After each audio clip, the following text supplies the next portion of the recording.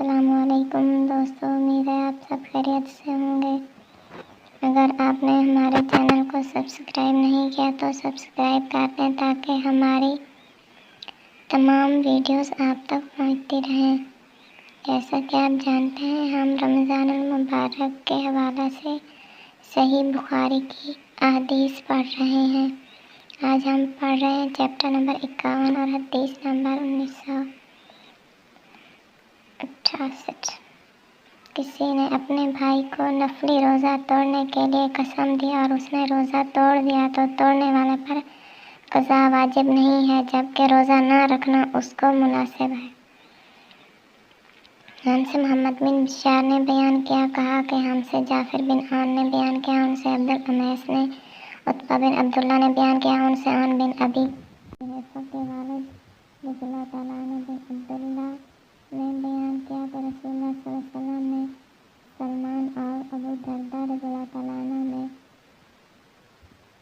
بھائی چارہ کرایا تھا۔ ایک مرتبہ سلمان ابو درداء رضی اللہ عنہ سے ملاقات کے لیے گئے تو ایک عورت ام درداء کو بہت پھٹے پرانے حال میں دیکھا۔ ان سے پوچھا کہ یہ حالت کیوں بنا رکھی ہے؟ ام درداء رضی اللہ تعالیٰ عنہ نے جواب دیا کہ تمہارے بھائی ابو درداء رضی اللہ تعالیٰ عنہ ہیں جن کو دنیا کی کوئی حاجت ہی نہیں ہے۔ پھر ابو درداء رضی اللہ تعالیٰ بھی آ گئے اور ان کے سامنے کھانا حاضر کیا اور کہا کہ کھانا کھاؤ۔ انہوں نے کہا کہ میں تو روزے سے ہوں۔ اس پر حضرت سلمان رضی اللہ تعالیٰ نے فرمایا کہ میں بھی اس وقت تک کھانا نہیں کھاؤں گا جب تک تم خود بھی شریک نہ ہوں گے۔ راوی نے بیان کیا کہ پھر وہ کھانے میں شریک ہو گئے۔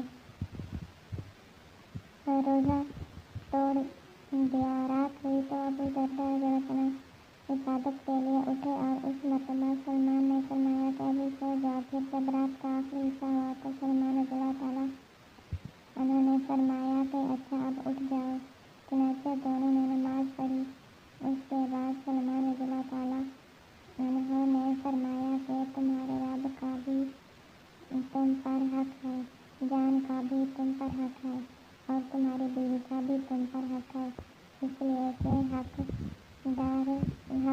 حقدار کو ملنا چاہیے۔ پھر آپ نبی کریم صلی اللہ علیہ وسلم کی خدمت میں حاضر ہوئے اور آپ سے اس کا تذکرہ کیا۔ آپ نے فرمایا کہ سلمان رضی اللہ تعالیٰ عنہ نے سچ کہا۔ آج کی ہماری یہ ویڈیو یہاں پر ختم ہوتی ہے۔ ہم اپنی اگلی ویڈیو کے ساتھ پھر آپ کی خدمت میں حاضر ہوں گے۔ تب تک کے لیے اللہ حافظ۔